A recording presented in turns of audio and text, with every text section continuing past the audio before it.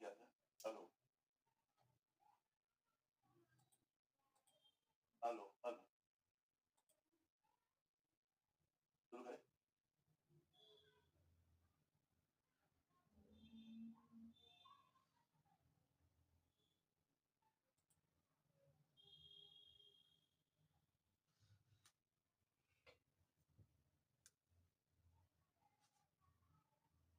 भारत चीन सीमा सुरक्षा होती ना, आज थोड़ा कम पढ़ा होगा, ठीक है, मन अच्छा नहीं है।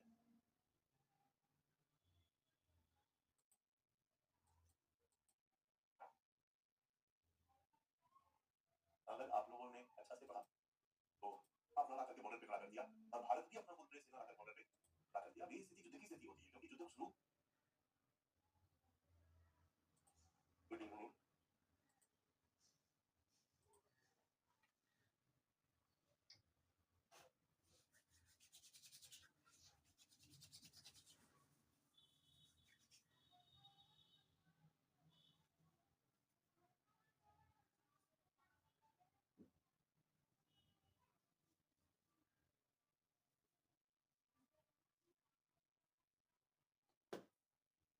Hello hello. आज मेन रूट पे कांवरियों की भीड़ इतनी ज्यादा थी, मैंने एक से पूछा कि लोग जीते भी हैं क्या इसमें, क्योंकि दो चार लोग उस टाइप के दिख रहे थे जल चढ़ाने वाले। एक ने कहा कि अरे भोले बाबा का जल और लोग पिए नहीं। बड़ा उत्साह के साथ उसने कहा। मेन रोड पे काफी जाम लगा हुआ है।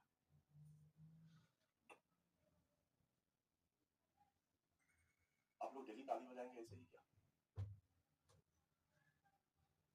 हमेशा यही होता है यहाँ, नहीं ना?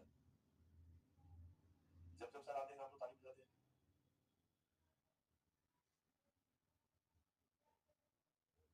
भगाने के लिए भी ताली बजाया जाता है। जब कोई कलाकार बेसुरा गाने लगे तो गाना खत्म करने के पहले ही ताली बजाना शुरू कर दो, अपने आप चला जाएगा।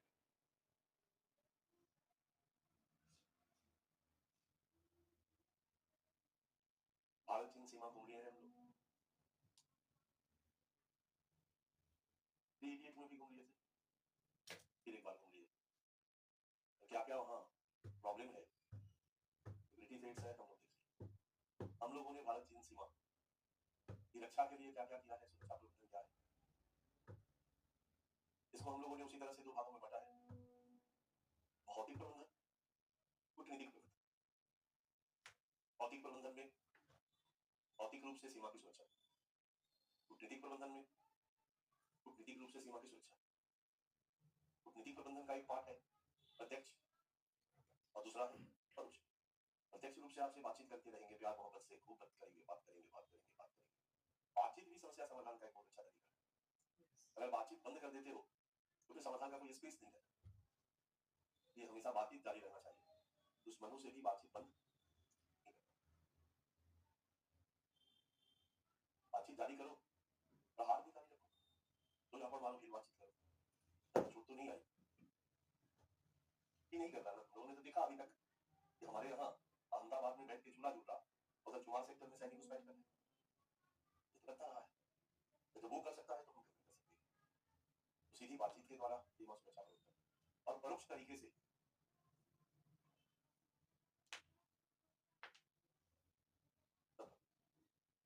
किसी और को धमकाकर दुश्मन को डरा के रखना। दुश्मन को नहीं, डायरेक्ट नहीं, कि इनडायरेक्टली दबाव बनाने का प्रयास करना। ये मोहल्ले में नया नया आया, सोचा कि मोहल्ले पे रोक बना के रखना है, तो उसके साथ तय किया। कमजोर पहले देखा, बहुत कमजोर है, कट्टा लेके दौड़ाना शुरू किया। आगे जा रहा मोहल्ले में, आज नहीं छोड़ेंगे। वो बोला नहीं बख्श दीजिए, जान बचा दीजिए, छोड़ दीजिए, आज नहीं इसको छोड़ेंगे, आज तो मार नहीं रहे। पूरे मोहल्ले का राउंड अप कर दिया, लास्ट में छोड़ दिया। मोहल्ला वाला जान गया कि बड़ा खतरनाक है, सीधे गोली मारता है, इससे लड़ने की जरूरत नहीं। अब इसका आधा काम आसान हो गया। अब इसने गलती से अपना काम करना शुरू किया। ऐसे ही कोई इससे लड़ने की हिम्मत, तो इनडायरेक्टली भी लोगों को प्रेशराइज किया जा सकता है। तो हम लोगों ने अन्य कूटनीतिक प्रयास का एक ऑप्शन दिया है, और उसी तरह से हमने लिखा है।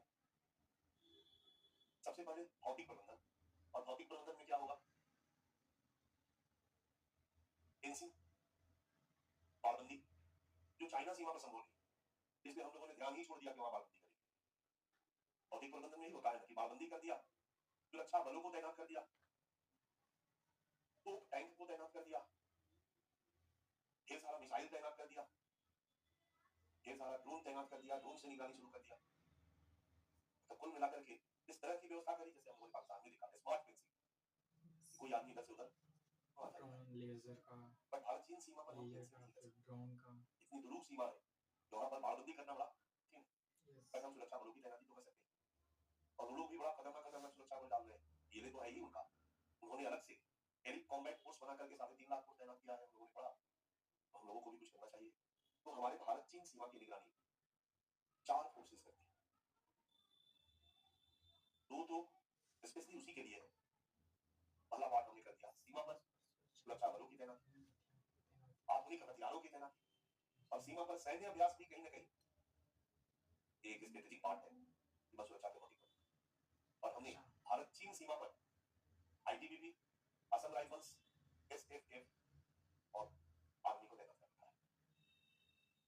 आईटीबीपी मेनली भारत चीन सीमा की निगरानी करती है।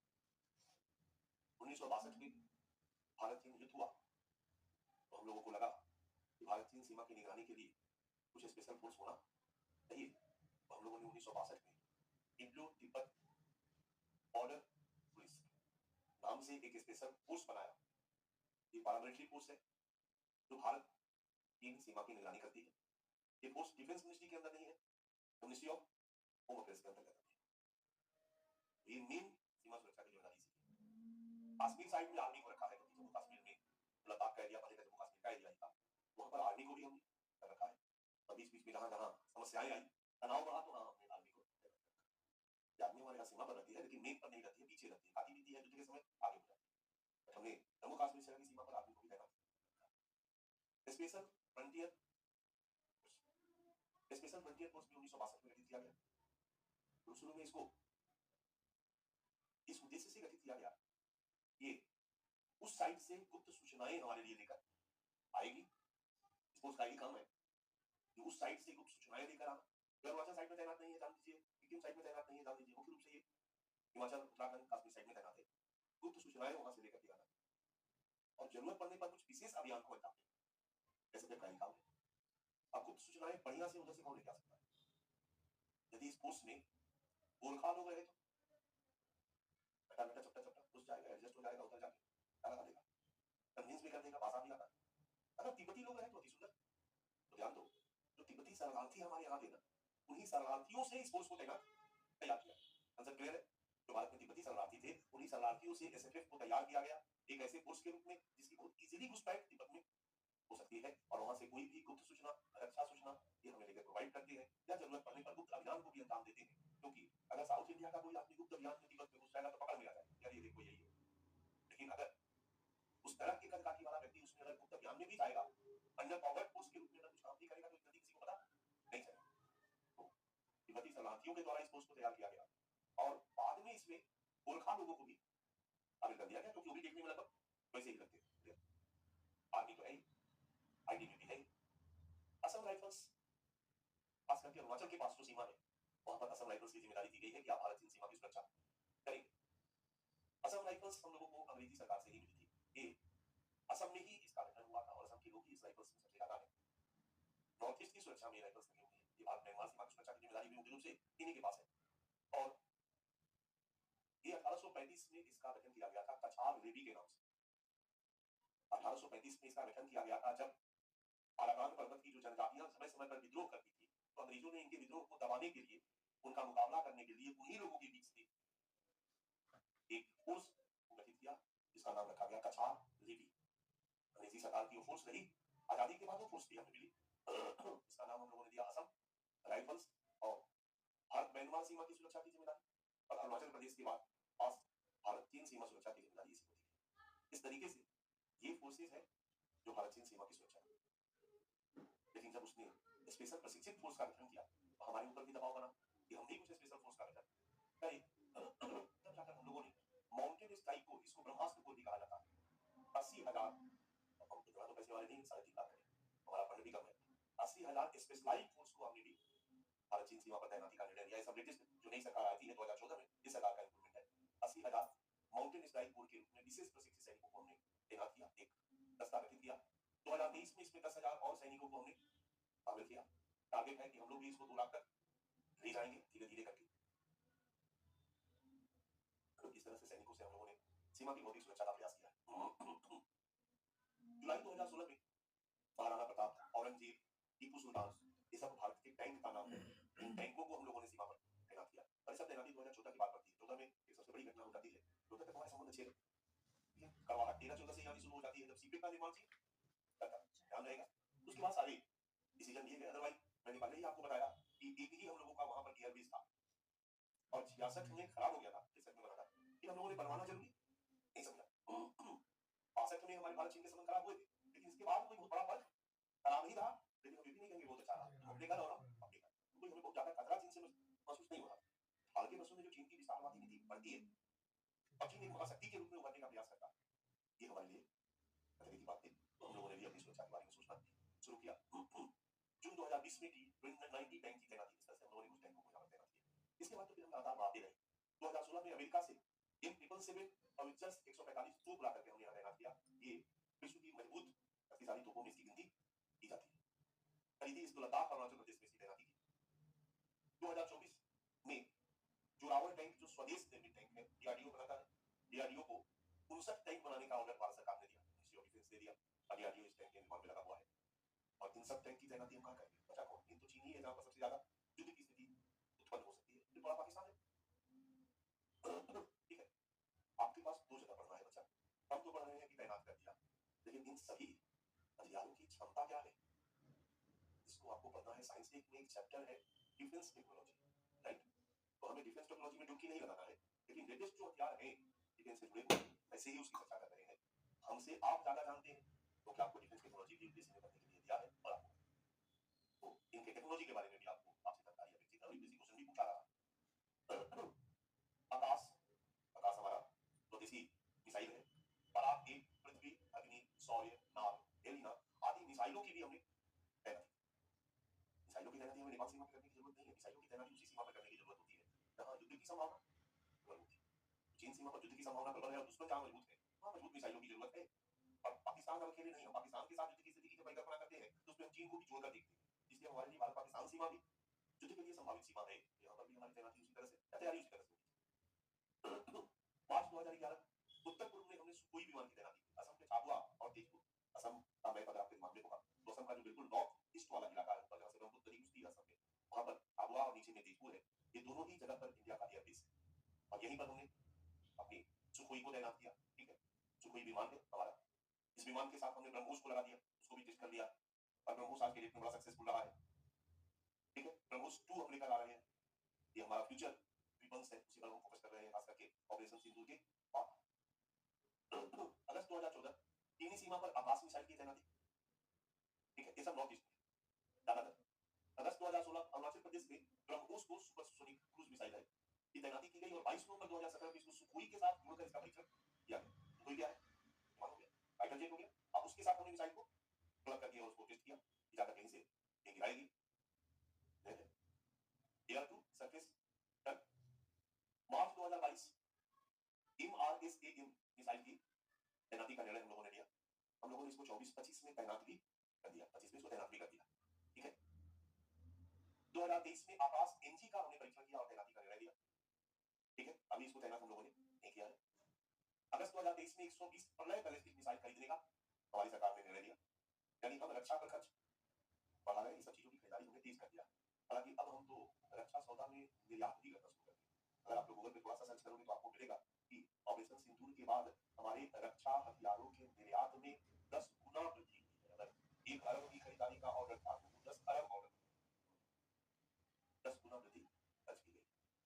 हमारे लिए तो पूरा डीआरडीओ लगा हुआ है इन सब चीजों को बनाने, क्योंकि जितनी ऑर्डर है उसको हमको समय सीमा के अंदर सप्लाई भी करना है। अगस्त 2023 120 प्रलय बैलिस्टिक मिसाइल खरीदने का निर्णय। और सबसे ज्यादा हमारा सब खरीदेगा कौन? टीम फ्लॉप हुआ है पाकिस्तान, तो खरीदेगा कौन? वियतनाम, फिलीपींस, इनका चीन से लड़ाई चल रहा है, दक्षिण चीन सागर वाले सब हमारा खरीद रहे हैं।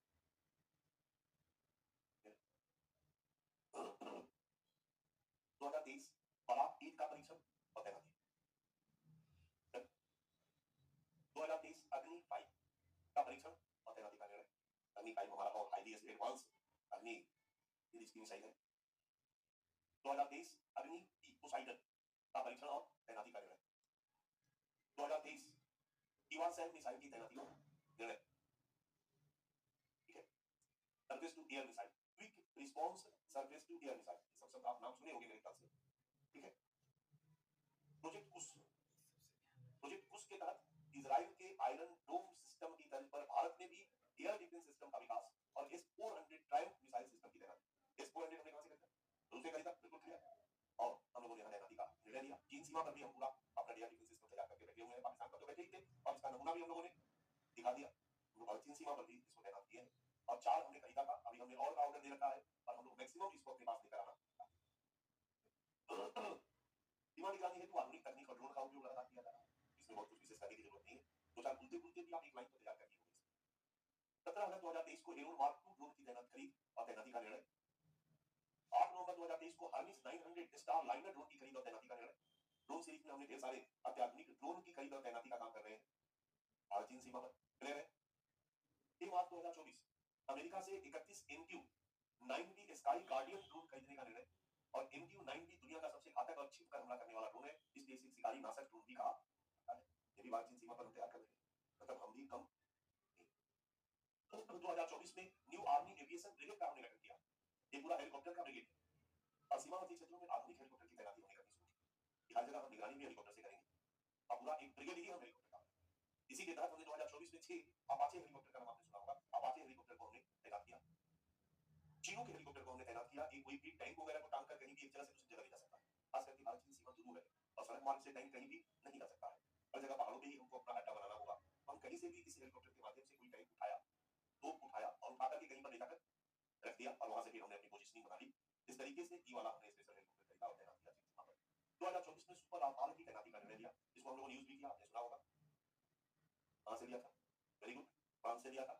इसके बाद 10 मई 2025 यानी ऑपरेशन सिंदूर के बाद हमने एक नया रणनीति विकसित करनी शुरू कर दी है, जिसको हम कह रहे हैं फ्यूचर वेपन्स स्ट्रेटजी। ठीक है। इंडिया में का हमारा फ्यूचर वेपन्स क्या होगा, जिसको हम अपने ही देश में तैयार करेंगे। ब्रह्मोस 2 हमारा तैयार नहीं, लेकिन हम इस पर पूरी जम करके काम कर रहे हैं ज्वाइंट प्रोजेक्ट के रूप में। ब्रह्मोस 2 लॉन्ग रेंज एंटी बोलो long range anti surface missile. ये एयर टू सरफेस पे मार करने वाली मिसाइल है। ये ऊपर से नीचे डाला जाता है। रुद्रा 2 और रुद्रा 3 ये भी ये एक है, इसके नीचे मिसाइल लगे हुए हैं। ये ऊपर से ये आएगा और कहीं पर भी नीचे टपका कर चला आएगा। इस पर हम काम कर रहे हैं। रुद्रा 2 हमारे पास रेडी हो चुका है, इसका हमने परीक्षण भी कर लिया है। रुद्रा 3 पर हम काम कर रहे हैं और रुद्रा 3 की लगभग रेडी है। परीक्षण में भी 2 तरह का परीक्षण होता है, एक हमने कर लिया है, दूसरा हमारा बाकी है। अभी तक हमने इसको सेना में शामिल नहीं किया है। इस तरीके से हम अपने स्वदेश निर्मित हथियारों पर काम करते हैं। इसके बाद ईरान में अमेरिका ने वो हथियार कौन अमेरिका के पास और जिससे उसने जमीन के अंदर घुसकर बम बरसा 22 जून 2025 को हमारी सरकार ने डिसाइड किया कि ईरान के फोर्डो परमाणु संयंत्र पर अमेरिका द्वारा GBU 557A मैसिव ऑर्डिनेंस पेनिट्रेटर्स के इस्तेमाल, इसी को बम बरसात विमान कहा जाता है, के इस्तेमाल के बाद भारत द्वारा बंकर भेदी क्षमता को बढ़ाने में तेजी कर दी है और DRDO द्वारा अग्नि 5 इंटरकॉन्टिनेंटल बैलिस्टिक मिसाइल की एक नए रूप का निर्माण किया जा रहा है, जो दुश्मन के जमीन के अंदर बने ठिकानों को नष्ट करने के लिए 75-100 किलोग्राम का विस्फोटक जो भी है हथियार लेकर आ सकता है। मतलब हम भी जो उसका सबसे मजबूत ताकत है उसको हम लेने का प्रयास कर रहे हैं कि हम विकसित करें और अपने ही देश में, क्योंकि हमारे लिए हथियार बनाना केवल अपने देश की सुरक्षा के लिए नहीं, जिस तरीके से डिमांड आई है फिर हमारे लिए व्यवसाय के रूप में भी काम कर सकता है। हम हथियारों का निर्यात भी कर सकते हैं। ठीक है। इसके बाद हथियार वगैरह तो मोटा मोटी बहुत है, इतना हथियार लेके क्या करोगे, एक दो लाइन याद होना चाहिए, बट मोटा मोटी आइडिया हो गया कि हम क्या करें। जैसा क्वेश्चन उसके हिसाब से आंसर। भारत चीन सीमा पर सैन्य अभ्यास, ये भी सीमा सुरक्षा प्रबंधन का एक तरीका है। इसमें हम 2 तरह का सैन्य अभ्यास करते हैं। एक तो हमने चीन के साथ समझौता कर रखा है, तो समझौता में जब कभी सीमा पर 2 देश हो, दोनों देश दुश्मनी कम करना हो तो समझौता स्टेप बाय स्टेप होता है। पहले समझौता होगा कि ये दुश्मन भाई आप जब अपने सीमा पर 10 सैन्य अभ्यास करिएगा तो हमें खबर दे दीजिए, और हम करेंगे तो आपको खबर, क्योंकि बिना खबर के अगर अचानक हमारे सीमा पर बॉर्डर पे 50,000 सैनिक जमा हो जाए तो हमारे लिए तो टेंशन बहुत बढ़ जाएगा। लेकिन अगर वहां से सीमा पे खबर होती थी कि भारत में घबराने की जरूरत नहीं है, हम लोगों ने 1 तारीख से एक सैन्य अभ्यास का प्रोग्राम रखा है, वो हम लोग करेंगे, तो हम माइंडसेट बना के बैठे हुए कि भाई आप लोगों का सैन्य अभ्यास है, कोई हमारे ऊपर आप आक्रमण की तैयारी नहीं करते, या हमें भी जब करना हो हम सूचना देते, तो सैन्य अभ्यास की पूर्व सूचना दें। जब दो देशों के बीच समझौता होता है, जिसको हम सीमा सुरक्षा समझौता के नाम से जानते हैं या सीमा रक्षा समझौता के नाम से जानते हैं, ठीक है, तो यही सब बातें या आप बता दीजिएगा हमको। दूसरा और अच्छा संबंध है, तो क्या करेंगे, मिलकर सैन्य अभ्यास करते हैं, भारतीय सेना और चीनी सेना, दुश्मन की सेना, दोनों मिलकर सैन्य अभ्यास करें तो तनाव की गुंजाइश ज्यादा होगी या कम होगी? और अच्छा संबंध है तो हम लोग सीमा सुरक्षा मिलकर के करते हैं, यानी जो पोस्ट होगा उसमें भारतीय सेना भी रहेगी और आपकी देश की सेना भी रहेगी, दोनों बैठ के टास्क करेंगे, तो आपस में जो गाली गलौज हो रहा है चीन के साथ वो तो नहीं होगा। समझ गया ना मेरी बात? नेपाल सीमा के साथ हमारा इसी तरह का समझौता है, दोनों सैनिक मिलकर टास्क करते हैं और सीमा की सुरक्षा करते हैं, क्योंकि एक दूसरे सैनिकों से खतरा नहीं है, खतरा है तस्करों से, क्योंकि सीमा सुरक्षा की मतलब हो गया कि तस्कर, हथियारों की तस्करी, ड्रग्स की तस्करी, नकली नोटों की तस्करी, इन सब चीजों को रोकना है, और सीमा पर जो सुरक्षा बल है वही रोकते हैं, दोनों मिलकर रोकते हैं। ये तब होता है जब संबंध बहुत खराब हो जाए, इन संबंध अगर दुश्मनी वाले रहते हैं तो धीरे धीरे धीरे धीरे हम संबंधों को सुधारने का प्रयास करते हैं। चाइना के साथ हमने 1988 में बहुत दिनों बाद, 1962 के बाद भारत का कोई प्रधानमंत्री चाइना नहीं गया था बच्चा, 62 में भारत चीन युद्ध हुआ, कोई भारतीय प्रधानमंत्री नहीं गया चाइना के साथ, हमारे संबंध खराब रहे।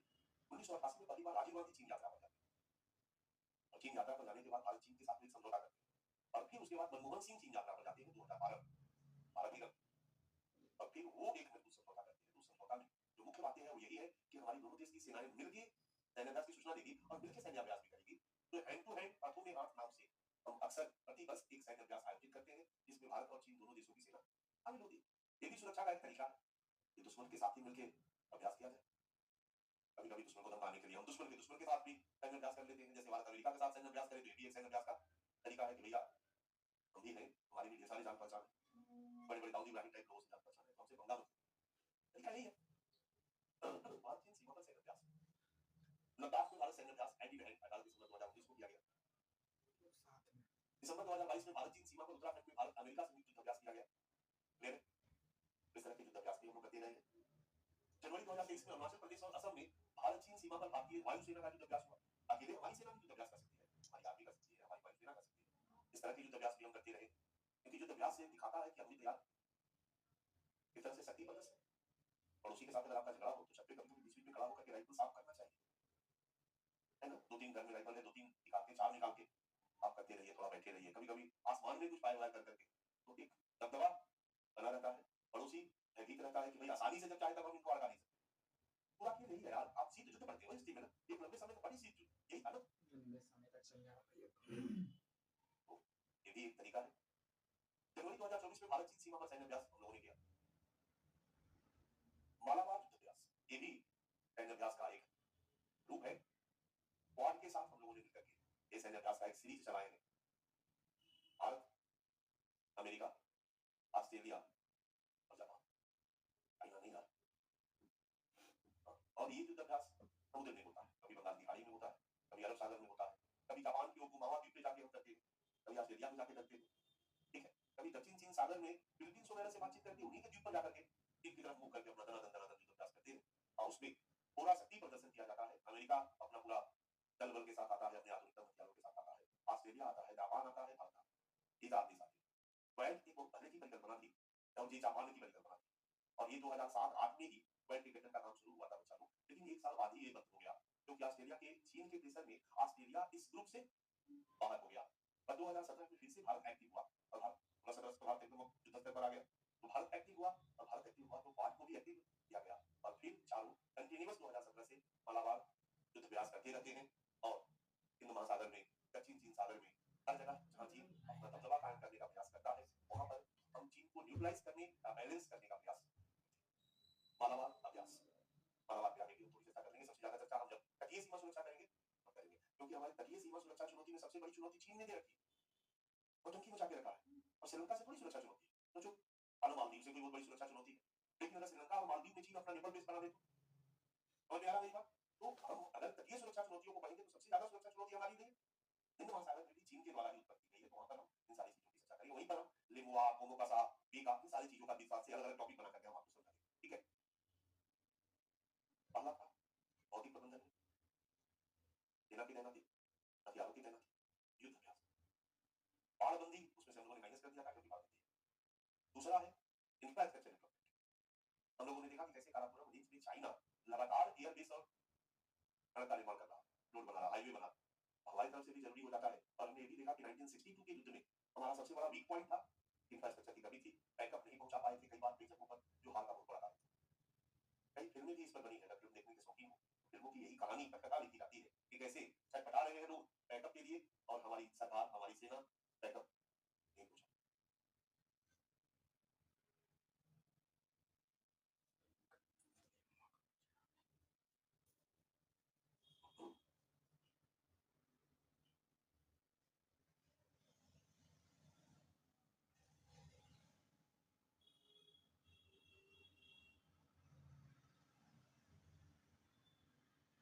क्लियर हो गया।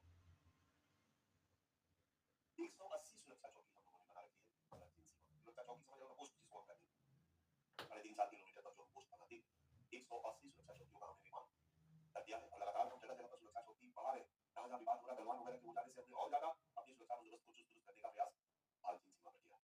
ये सारे आंकड़े के लिए कहीं जाने की जरूरत नहीं है, गूगल पे जाओ, ठीक है, annual report ministry of home affairs type करो, वो आ जाएगा ये सारा लिस्ट, लेटेस्ट जो तुम्हारे पास होगा उस पर क्लिक करो, 23, 24, 24, 25 जो तुम्हारी जरूरत हो, जो सबसे लेटेस्ट वाला है खोलो, 200-250 पेज का एनुअल रिपोर्ट है, उसके विषय सूची में जाओ, सारी चीजें करेंट हम इसमें अपडेट कर देंगे, करेंट समझ में आ रहा है, जो लेटेस्ट है, क्योंकि जब भी एनुअल रिपोर्ट आता है तो अगर मान लो कि अप्रैल में एनुअल रिपोर्ट आता है, अप्रैल मई में, तो अप्रैल मई 2025 में एनुअल रिपोर्ट जो आएगा उसमें 31 दिसंबर 24 तक का इंफॉर्मेशन होगा, उसके बाद का इंफॉर्मेशन नहीं होगा, उसके बाद का इंफॉर्मेशन हमें लेना पड़ता है हर जगह से, ठीक है। विकास और 804.9 किलोमीटर 104.9 किलोमीटर की 27 सड़कों का निर्माण होंगे, छोटे छोटे सड़क हमको बनाने होंगे पूरे सीमावर्ती क्षेत्रों में, सड़कों का जाल हमें बिछाना होगा सीमावर्ती क्षेत्रों में, क्योंकि सड़क तो है लेकिन हर छोटी छोटी सड़क को मेन सड़क से जोड़ना पड़ेगा, ठीक है। जो मेन सड़क है उसको और हाईवे बनाया जाए। मई 2015 को 5300 किलोमीटर का एक हमने प्रोजेक्ट को मंजूरी दी, जिसको भारत माला सड़क परियोजना, आपने दो सड़क परियोजनाओं का नाम सुना होगा, सागर माला और भारत माला, राइट। ये भारत माला सड़क परियोजना, सागर माला जो है वो गुजरात से लेकर बंगाल की खाड़ी तक तटीय सीमा को कवर करती है, और भारत माला जो है वो स्थलीय सीमा को कवर करती है, गुजरात से चलेगी और पूरे स्थलीय सीमा को कवर करेगी। मोटे तौर पर इस टाइप से परिकल्पना की गई है कि पूरे भारत के स्थलीय सीमा को हाईवे के रूप में कवर किया जाए, क्लियर है। और फिर नीचे आकर के सागर माला से इसको तोड़ दिया जाए, इस पर लगातार काम चल रहा है, क्योंकि छोटा मोटा प्रोजेक्ट नहीं है, बहुत बड़ा प्रोजेक्ट, क्लियर है। 2016 के लद्दाख के निर्माण एयरबेस का निर्माण और एक और एयरबेस भी हम बना रहे हैं। 2016 में भारत द्वारा हिमाचल प्रदेश दिमाग में, हिमाचल से अरुणाचल तक रेल मार्ग प्रोजेक्ट को हमने मंजूरी दी, जिसका निर्माण का काम चल रहा है। अब हिमाचल में रेल मार्ग बनाना बड़ा कठिन काम है, हिमाचल में रेल मार्ग बनाना बहुत ही कठिन काम है बच्चा, क्योंकि हिमाचल में रेल सर्विस नहीं है हमारा। अगर हिमाचल जाना हो रेल से तो यहाँ से हम कालका जाते हैं, और कालका से फिर टॉय ट्रेन धीरे धीरे चलती है, घूमने वाले के लिए वो भी एक रोमांचक यात्रा है। लोग उतर जाते हैं फिर दौड़ के चल जाते हैं, धीमी गति से चलती है और पहाड़ों से गुजरती है। और दूसरा, हम यहाँ से जम्मू जाते हैं, जम्मू समझ में आ रहा, जम्मू पठानकोट, और फिर पठानकोट से धर्मशाला तक टॉय ट्रेन जाती है, लेकिन अभी धर्मशाला वाला टॉय ट्रेन बंद हो चुका है। बड़ी मुश्किल से हम लोगों ने शिमला वाले टॉय ट्रेन को कंटिन्यू रखा है। और बच्चा, इस टॉय ट्रेन का निर्माण अंग्रेजों ने किया, यानी हिमालय में जो भी इंफ्रास्ट्रक्चर डेवलपमेंट का काम अंग्रेजों ने कर दिया वो भारत के बस में, वो राष्ट्रभक्त है। अंग्रेज तो हमारे खून चूसने वाले थे, फिर भी अंग्रेजों का बनाया हुआ पुलिया अगर आपके गांव में होगा, लाल ईंट का पुलिया होता, सीमेंटेड नहीं होता था, और वो पत्थर की तरह आज भी मजबूती से खड़ा है। और हमारे भारत के सो कॉल्ड राष्ट्रभक्तों के द्वारा बनाया हुआ पुल कब गिरेगा, आपके सामने एग्जाम्पल। तो अंग्रेजी शासन काल ने केवल नुकसान ही नहीं दिया है, इंफ्रास्ट्रक्चर डेवलपमेंट में भी अहम भूमिका निभाई है। जो इंफ्रास्ट्रक्चर डेवलपमेंट अंग्रेजी शासन काल में बहुत आजादी के बाद हम कर रहे, बहुत वर्षों बीत गए, लेकिन उन्होंने जो कर दिया, जबकि उस समय उतनी टेक्नोलॉजी भी डेवलप नहीं थी। पहाड़ों पे सड़क रेल पुल होने ही बनी, इस रेल को हम यूज करते हैं टॉय ट्रेन के रूप में। इसके बाद हमारी सरकार ने टूरिज्म को डेवलपमेंट करने के नाम पर इस टॉय ट्रेन को डेवलप करने का कई बार प्रयास किया, कई बार योजनाएं आई चली गई, लेकिन बन नहीं पाई, लेकिन हमने अपनी सीमा सुरक्षा के लिए प्रयास किया है कि अरुणाचल से उत्तराखंड होते हुए, हिमाचल से उत्तराखंड होते हुए, उत्तर प्रदेश होते हुए, बिहार होते हुए, सिक्किम के पास से होते हुए, असम होते हुए ट्रेन कहां तक जाएगी? अरुणाचल। ये भी एक बहुत मेगा प्रोजेक्ट है, हालांकि इसको भी कंप्लीट करने में काफी समय लगेगा। इधर का मैदानी इलाके भी तो ये हो जाएगा, फिर पहाड़ी इलाकों में इसको करने वाला काम है। फिर भी हमने इस काम को शुरू किया है, रेल निर्माण प्रारंभ हो चुका है। ठीक है, भारत द्वारा हिमाचल प्रदेश से अरुणाचल प्रदेश तक सीमा पर रेल के निर्माण का प्रस्ताव और रेल निर्माण का कार्य प्रारंभ। अरुणाचल प्रदेश में ईस्ट वेस्ट कॉरिडोर हाईवे हमने बनाया। ईस्ट वेस्ट मतलब ये है आपका गुजरात वाला इलाका, देख रहे हो, और यहां से सीधे ये भी एक नेशनल हाईवे के जाल बिछाने का एक रूप है, जिसके माध्यम से हम नॉर्थ ईस्ट को जोड़ रहे हैं इससे। इसके बाद 200 किलोमीटर का अरुणाचल फ्रंटियर हाईवे हम बना रहे हैं। ये अरुणाचल के इस कोने से शुरू होगा और ये देख रहे हो एकदम बॉर्डर पे चल रहा, और ये हाईवे बनाया जा रहा है पूरे अरुणाचल यानी तिब्बत चीन के बॉर्डर पे आकर के, और फिर यहाँ पर ये आकर के रुक रहा है। ये भी इंफ्रास्ट्रक्चर डेवलपमेंट की दिशा में किया गया प्रयास है। युद्ध की स्थिति में अगर ये हो और इस सड़क से बाकी सड़कों को जोड़ दिया जाए और इधर में बड़े बड़े हाईवे बन गए तो हमारे बैकअप पहुंचाना बड़ा आसान हो जाए। इस योजना पर हम काम कर रहे हैं। ट्रांस अरुणाचल हाईवे, एक अरुणाचल से हाईवे बनाया जा रहा है जो कि इधर अरुणाचल की इस कोने पर, ये अरुणाचल का मैप है ना, अरुणाचल ये कोई और है, अरुणाचल यस, क्योंकि अरुणाचल पूरब में जाकर नीचे की तरफ कैसे लटक जाता है घोड़े के मुंह या जानवर की गाय बैल के मुंह की तरफ, ये जो लटक जाता है यहाँ पर 2 जिले आगे हम आपको बताएंगे, तिरप और चांगलांग। ये जिला है, दोनों के दोनों जिला तो लटका हुआ है, इसलिए इंपॉर्टेंट है। मैं म्यांमार सीमा सुरक्षा पढ़ाऊंगा तो नागा लोगों का बहुत है यहाँ, इसलिए पूरे अरुणाचल में आप सभा लागू नहीं है, इस 2 जिलों में आप सभा लागू है। 2 जिला वहां का डिस्टर्ब है और वो भी 2 जिला नागा उग्रवादियों के कारण डिस्टर्ब है। तो मैं घुमाऊंगा आप लोगों को, हमारे बच्चों का 2 क्षेत्र बड़ा कमजोर होता है। नॉर्थ ईस्ट जैसे लगता कोई दूसरा देश नहीं, यूपी में क्या हो रहा है, राजनीति बिहार में क्या हो रहा है पूरा याद रहता, लेकिन मणिपुर का पॉलिटिक्स, नागालैंड का पॉलिटिक्स, मेघालय का पॉलिटिक्स दिमाग में नहीं रहता। उसी तरीके से साउथ की पॉलिटिक्स भी दिमाग में, कर्नाटका में कौन है, कौन पार्टी है, किस जाति का वोट बैंक है, यहाँ पर तो फटाक से बता देंगे कि अखिलेश यादव का वोट यादव जाति है ना, आराम से बता सकते हैं। पटेल का सारा वोट अनुप्रिया पटेल, आराम से बता देंगे, और इसीलिए अनुप्रिया पटेल को भी हमारी पार्टी ने, समझ में आ रहा कहानी, यहाँ का सारा समीकरण का कंसेप्ट है, पर साउथ इंडिया का कंसेप्ट है। हमारे इंडियन सोसाइटी में एक टॉपिक होगा, मैं कहूंगा पास्ट पॉलिटिक्स लिस्ट, मैं आपको साउथ घुमाऊंगा, तमिलनाडु घुमाऊंगा, कर्नाटका घुमाऊंगा, वहां कौन कौन जातियां हैं, कौन जाति किस पॉलिटिकल पार्टी का वोट बैंक है, त्योहार किस पार्टी का वोट बैंक है, बेलाला किस पार्टी का वोट बैंक है, ये सभी जातियां, चेटियार किस पार्टी का वोट बैंक है, ये सब वोट कहां जाता है, या आंध्रा में चले जाओ कि कामा किसका वोट जाता है, रेड्डी का वोट किसको जाता है, समझ में आ रहा। तो जिस तरह से यूपी बिहार का कंसेप्ट क्लियर है, वहां का कंसेप्ट क्लियर हो जाएगा। तुम मुझे टाइम दो, तुम मुझे खून दो, मैं तुम्हें आजादी दूंगा, तुम मुझे टाइम दो, पढ़ाने की जिम्मेदारी मेरी।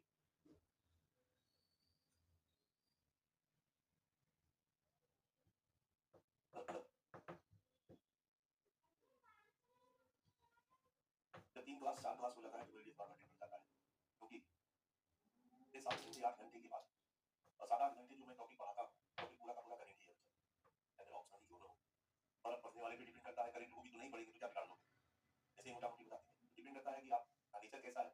अगर आप इंटरेस्ट लेके पढ़ते हो, पढ़ के पढ़ाने का नेचर है, तो पढ़ने के लिए मैटर की कमी नहीं है। हमारा हर विषय अपडेट करने वाला होता है कि हर विषय को पढ़ाने के पहले अपेक्षा रहती है कि 2 घंटा उस पर पढ़ाई किया जाए।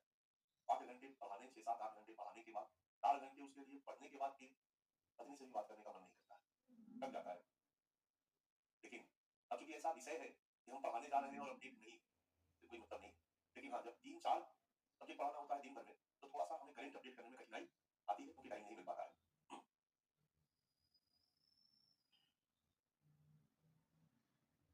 अप्रैल 2023 2022 में मैंने कहानी दिखाई थी ना कि बाकी चीन ने गांव बसाने का निर्णय लिया था, याद है? तो हम भी काउंटर करेंगे ना यार, 23 में हमने काउंटर कर दिया। अप्रैल 2023 में वाइब्रेंट विलेजेस प्रोग्राम हमने लॉन्च किया। ये वाइब्रेंट विलेजेस प्रोग्राम का आशय है कि हम भारत चीन सीमा पर अरुणाचल प्रदेश में 2967 गांवों के विकास का लक्ष्य, मतलब इतना गांव डेवलप करेंगे। ये जो नौटंकी कर रहा है ये इसलिए कर रहे हैं, और हम लद्दाख क्षेत्र में भी ये करेंगे। ये जो नहीं आता है कि हम लोग इधर आए तो धीरे से घुस आया 2 किलोमीटर और अपना झोपड़ी बना के बैठ गया। जब हमारे गांव वहां रहेंगे ना, झोपड़ी बनाने वाली नौबत बार बार हमारे लिए परेशानी क्रिएट नहीं वो करेंगे, क्योंकि हमारे गांव वहां पर बसे, हमारा बॉर्डर एक परमानेंट बॉर्डर टाइप का बना रहेगा। ये इस प्रोजेक्ट का आशय है। अब रही कूटनीतिक, मैं तुम लोगों को लिखवा नहीं रहा हूँ, और एक ऐसा बच्चों का वर्ग है जो नहीं लिखवाने पे मन ही मत गाली देता है। बच्चा मैं लिखवाऊंगा तो फिर टॉपिक कहीं ना कहीं काटना पड़ेगा, है ना? और मैं कहां से काटूंगा फिर आपके बस में। आप लोगों को अब तक समझ में आ चुका होगा। मुझे फ्रीडम दो, थोड़ा सा मेरा कोऑपरेट करो कि जो टॉपिक हम पढ़ा रहे हैं, अरे मैं इसको कॉपी में नोट्स बनाने में मुझे लगता है 1 घंटा से ज्यादा समय नहीं लगेगा। फोटो बनाने की जरूरत नहीं है, केवल नोट्स बनाओ यार। तो अगर मैं समझाता चला जाऊं और आप थोड़ा सा घर में 45 मिनट 1 घंटा मेहनत करो, तो जब कॉपी में नोट्स बनाओगे इसको देख देख कर, तो रिवीजन तत्काल होगा। और पढ़ी हुई चीज का तत्काल रिवीजन आपके दिमाग में परमानेंट छप जाता है, तो रिवीजन भी हो जाएगा, क्लास 100% यूटिलाइज होगा, क्योंकि क्लास में हम समझाने का प्रयास करें, यहाँ घुसाने का प्रयास करें। रिवीजन 100% यूटिलाइज होगा कि क्लास के तत्काल बाद आप रिवीजन कर रहे हो, और जब उसको नोट्स के फॉर्मेट में लिख रहे हो तो आपका नोट्स भी तैयार। मैं चाहूंगा कि ये कॉपरेशन आपकी तरफ से मुझे मिला, ठीक है?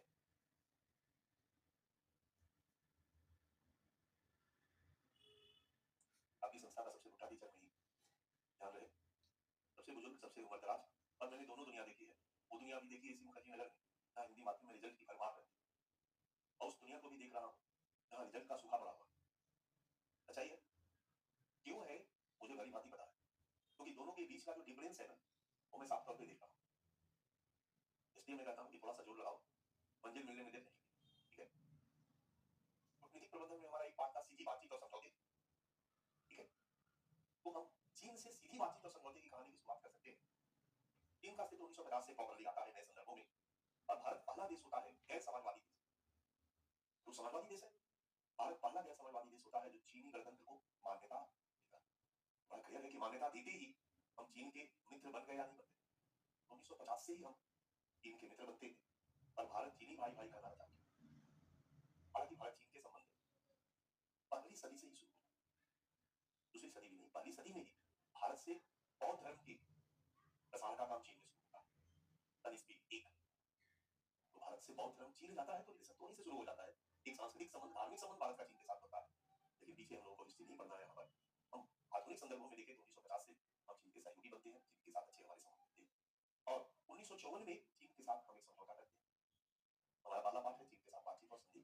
पहला समझौता करते हैं, इसको आप लोग जानते भी होंगे, पंचशील का, ठीक है, 1954 में। और हम और चीन इस बात पर सहमत होते हैं कि भारत और चीन दोनों एक दूसरे की प्रादेशिक अखंडता का सम्मान करेंगे, एक दूसरे की प्रभुसत्ता का, एक दूसरे के विरुद्ध कोई आक्रामक कार्रवाई नहीं करेंगे, एक दूसरे के मामले में कोई हस्तक्षेप नहीं करेंगे, आंतरिक विषयों में हस्तक्षेप नहीं करेंगे, समानता और परस्पर लाभ, एक दूसरे के लाभ, अगर उनका लाभ हो तो हम उसको फॉलो करें, हमारा लाभ हो वो इस दिशा में काम करे, एक दूसरे के लाभ की नीति का पालन करेंगे, और शांतिपूर्ण सह अस्तित्व की नीति में विश्वास रखेंगे। मतलब युद्ध होने की स्थिति आने भारत चीन संधि में सबसे प्रमुख माना जाता था, लेकिन चीन ने एक आक्रामक नीति शुरू करता है और तिब्बत के साथ टेक्निकली वो अन्याय करता है। लेकिन प्रश्न ये उठता है कि अब पाकिस्तान कहे कि हम कश्मीर के साथ अन्याय करते हैं, हर देश की सरकार की अपनी महत्वाकांक्षाएं होती है, अपनी इच्छाएं होती है। अन्याय तो यूक्रेन के साथ रूस भी करते हैं। टेक्निकली ये देखो तो यूक्रेन कहता है कि हम नाटो में शामिल होंगे, उसकी मर्जी, हर देश स्वतंत्र है, तो उसको किसी भी गुट में शामिल होने का अधिकार है या नहीं? अगर है तो रूस कौन होता है करने वाला जो नाटो में शामिल है? एक पक्ष है, यूक्रेन के पक्ष में हम देखते हैं तो ये दिखाई देता है, हम रूस के पक्ष में यदि खड़ा होकर देखते हैं तो हर देश की नैतिक जिम्मेदारी होती है अपने देश के लोगों की सुरक्षा को सुनिश्चित करना। बाद में दुनिया चाहे भाड़ में, पहले जो राष्ट्रवाद की नीति है वो यही कहती है कि हमें अपने देश के लोगों की सुरक्षा सबसे प्रमुख है, और हम कोई भी ऐसा कदम न उठाएंगे, न कोई भी ऐसी गतिविधि होने देंगे जिससे हमारे देश के लोगों की सुरक्षा रखेंगे। चीन की नीति के हिसाब से यूक्रेन अगर नाटो में शामिल होता है तो यूक्रेन का जो डेमोग्राफी है, रूस से सटा हुआ जो यूक्रेन का एरिया है, वहां जो एथनिक ग्रुप रहता है, और नाटो देशों के साथ जो सटा हुआ एरिया है जिसको हम पश्चिमी यूरोप कहते हैं, वहां जो एथनिक ग्रुप रहता है काफी डिफरेंस है। जैसे मैंने कैसे कहा कि पाकिस्तान के साथ सटा हुआ जो भारत का एरिया है, कश्मीर, अगर वहां हिंदू होते, कश्मीर एक हिंदू राज्य होता और कश्मीर में समस्या, या फिर पाकिस्तान एक हिंदू राष्ट्र होता तो कश्मीर में समस्या। तो ये बात समझ रहे हो जो मैं कह रहा हूँ? तो कहीं ना कहीं भारत की एथनिक डाइवर्सिटी और पड़ोसी देशों के साथ एथनिक होमोजेनिटी अनुरूपता भारत की सुरक्षा चुनौती उत्पन्न होने का एक बड़ा कारण रहा है। नॉर्थ ईस्ट के लोग अगर हम लोगों की तरह होते तो नॉर्थ ईस्ट में इतना उग्रवाद नहीं होता, लेकिन हम लोगों की तरह नहीं है, हम लोग अलग टाइप के हैं और लोग नाटे नाटे चपटे चपटे अलग टाइप के हैं। तो भारत के बाकी क्षेत्र की नॉर्थ ईस्ट में रहने वाले लोगों के साथ डाइवर्सिटी, ओके, नॉर्थ ईस्ट के लोगों का चीन और म्यांमार के लोगों के साथ होमोजेनिटी, सिमिलरिटी, समरूपता। और जो उन्माद का एक बहुत बड़ा कारण बन सकता है, कारण है। वही कहानी यूक्रेन में भी है। इसलिए रूस का ये सोचना भी यूक्रेन नाटो में शामिल होगा तो हमारे लिए खतरा होगा, और वो खतरा तो हम उठने नहीं देंगे। हम उसके चश्मे से देखेंगे तो सही है, उसके चश्मे से देखेंगे तो वो सही है, और सबका अपना संदर्भ है, सबका अपना देखने का तरीका। मोटिव। चीन ने जो किया तिब्बत में, वो अपने लिए किया, तिब्बत पे अपना आधिपत्य स्थापित किया। तिब्बत के कुछ लोग आजादी चाहते थे, चीन में शामिल होना नहीं चाहते थे, उन्होंने विद्रोह किया। इनके लिए वो क्या कहलाए? आतंकवादी, उग्रवादी। परिणामतः चीन ने उनको पकड़ने, मारने का काम किया। तिब्बतियों की नजर में अत्याचार था, और ढेर सारे लोग वहां से भाग कर भारत में शरण लिए। भारत के ही नहीं बल्कि विश्व के अन्य देशों में कहीं गए। भारत में तिब्बती शरणार्थी कहलाए। उन लोगों को लीड किया दलाई लामा ने, और दलाई लामा को भी भारत ने यही बात चीन को पसंद थी। इनने कहा कि शरणार्थियों को आपने वहां से भारतीय लोग जान बचा के आए, आपने शरण दे दिया, चलिए मानवता के नाते सही हमें कोई आपत्ति नहीं। लेकिन इसका जो बुखार नेता है, उसको शरण देने का मतलब है कि आपने पंचशील के सिद्धांत का और मेरा मेरी बात। रिजल्ट 1962 में चीन ने हमारे ऊपर आक्रमण किया, और चीन युद्ध हुआ। उस युद्ध में हम बुरी तरह से हार गए, ढेर सारे हमारे इलाके में घुस आया, और फिर वापस चला गया। बट वापस गया तो कुछ क्षेत्र को अपने पास ही रख लिया, जैसे अक्साई चीन, और कुछ क्षेत्रों पर अपना दावा कर दिया, और इस विवाद को परमानेंटली बनाए रखा। और विदेश नीति में विवाद भी बने रहना चाहिए, क्योंकि विवाद अगर बने नहीं रहेंगे तो एक दूसरे के ऊपर दबाव बनाने के लिए हमारे पास किसी के पास कोई साधन नहीं रहेगा। समझ में आ रहा है? यही कारण है कि वो विवाद आज भी सीमा विवाद चीन के साथ बना हुआ। तो 62 से हमारी चीन के साथ संबंधों में खटास आया, संबंध खराब हुए। लेकिन 62 वाला जो चीन था वो बहुत ज्यादा युद्ध करना नहीं चाहता, भारत के साथ उसका युद्ध हो गया। 62 के बाद जो चीन उभर के सामने आया, वो चीन शुतुरमुर्ग की तरह अपने मुंह को जमीन में दबाए हुए अपने विकास में लगाया। वहीं उसने सिर उठाकर देखा ही नहीं, केवल और केवल अपना विकास। चीनी के बारे में कहा जाता है कैलिफोर्निया में, अमेरिका में सबसे ज्यादा चीनी बड़े, और कहा जाता है कि आपके पैरों में ही ये रहते हैं, लेकिन कब कालीन खींचेंगे किसी को पता नहीं। और मुस्लिमों को मूर्ख कहा जाता है कि जिन देशों ने शरण दिया वहीं पर आग लगाने लगे। पूरे यूरोप में गाजा वाले जुड़े के मामले में सब किए ना जी। तो इस तरह से एग्रेसिव बिहेवियर कौन कर सकता है? जो इमोशनल है, जो घाव है, वो नहीं करेगा। और चीनी घाव है तब मारेंगे जब देख लेंगे कि आप बच नहीं सकते। देखिए, हर जगह आज यूरोपीय देशों में मुस्लिमों का विरोध हो रहा है। फ्रांस में, ब्रिटेन में। मैंने शायद कभी आपको बताया था, एक बार फ्रांस गवर्नमेंट ने इंडिया से पुलिस की डिमांड करी थी ट्रेनिंग के लिए। तो भारत से कुछ पुलिस एक्सपर्ट गए थे, जिसमें एक यूपी के पूर्व डीजीपी है विक्रम सिंह, और यूपी एक अपने आप में देश के बराबर है, होगा राज्य तो है नहीं, यूरोप के कई देश उसमें समझ है। जो वहां के अपराध को कंट्रोल किया हो, हिंदू मुस्लिम दंगा को कंट्रोल किया हो, उसके लिए फ्रांस का दंगा कंट्रोल करना कोई टफ काम नहीं है। तो एक ग्रुप ऑफ पुलिस ऑफिसर्स, सब एक्सपर्ट थे, वहां जा रहे थे। तो कुछ ने मुझे भी उठा लिया कि फ्रांस की जो सोशियो कल्चरल एस्पेक्ट्स है उस पर आप कुछ तैयार कर लीजिए, उसका क्या क्या रीजन है, क्या क्या कारण है। तो मैं भी उनके साथ निकल लिया। मैं उस समय लगातार 3-4-5 आर्टिकल फेसबुक पे डाला, 3-4-5 आर्टिकल फेसबुक पे डाला, और फ्रांस का पूरा कल्चरल डायमेंशन को मैंने उसी पीरियड में पढ़ा। फ्रांस में बचा 10 से 12% मुसलमान, ठीक है, और हंगामा मचा है, पूरे फ्रांस को डरा के रखा। सरकार चाहे तो एक डिसीजन उनको हटा सकती है, सरकार नहीं हटाती, ना हटा पाती है, ठीक है। बड़ा मन में विचार आता होगा कि जब ईसाई वहां पर उससे ज्यादा संख्या में गए, और अगर सरकार नहीं हटाएगी तो ईसाई उसको वोट नहीं देंगे, फिर कैसे सरकार नहीं हटा पाती? तो वहां पर जो ईसाई है, वो रियल में जो ईसाई है ना, वो 18%, 18 से 20%, 8-8% बाकी रिलीजियस ग्रुप। तो कहोगे कि 12% ये हुए, 7-8% बाकी रिलीजियस ग्रुप हुए, तो 20% हुए, लगभग 18-20% ईसाई हुए, 40, तो बाकी 7% कौन? Non religious. बहुत ज्यादा पढ़ लिख जाने के बाद हमारे समाज में एक ग्रुप ऐसा बनता है जो कहता है कि अरे सब सब भाई ही है, अल्लाह हो या ईसा मसीह हो या हनुमान जी हो, तो देखिए है, ये ऊपर वाले तक पहुंचने के अलग अलग रास्ते हैं, सब एक ही है, ये सब मानव है, आप मुस्लिम मनुष्य है, वो हटाया नहीं जाना चाहिए। तो जो नॉन रिलीजियस होगा वो मुस्लिम को हटाने के पक्ष नहीं, वो मानवतावादी है। और इसी मानवतावाद के कारण यूरोप ने सीरिया युद्ध के बाद मुस्लिमों को वहां अपने यहाँ आश्रय दिया। अगर आप लोग पढ़े होंगे उस कहानी को, तो जर्मनी उसमें सबसे अग्रणी रहा। यूके का यूरोपीय यूनियन से अलग होने का एक सबसे बड़ा कारण रहा इन्हीं पर जाने दिया जाए, बेचारे कहाँ जाएंगे। आयरन कुर्द का एक डेड बॉडी मिला और तब से शरणार्थियों पर पूरे विश्व में एक नैतिक बहस छिड़ी। आयरन कुर्द एक छोटा बच्चा था सीरिया का और वो भी भाग रहा था अगले युद्ध से और नाव डूब गया। जिस नाव से लोग जा रहे थे जान बचा करके सब नाव से भाग रहे थे और उसी में उसका डेड बॉडी समुद्र में दिखाई दिया। फोटो वायरल हो गया सोशल मीडिया और पूरे विश्व में शरणार्थियों पर एक नैतिक बहस है कि भाई आखिर शरणार्थी है बेचारे, इनको तो शरण दिया जाना चाहिए। और यूरोप ने अपने दरवाजे उनके लिए खोल दिए। सऊदी अरबिया ने नहीं खोले, ईरान ने नहीं खोले, पश्चिम एशिया के किसी देश ने नहीं खोला यूरोप के देशों ने, क्योंकि वो लोग पढ़ाई लिखाई के मामले में इतना ऊपर हो गए हैं कि अब उनके लिए मानवतावाद ही प्रमुख धर्म है। इसलिए ईसाई तो है लेकिन वो non religious, irreligious, non religious, religious, ये तीन कैटेगरी होती है। रिलीजियस मतलब धार्मिक, डेली पूजा पाठ मेरी मम्मी करती थी, पूरा तो हम क्या कहेंगे उसको रिलीजियस।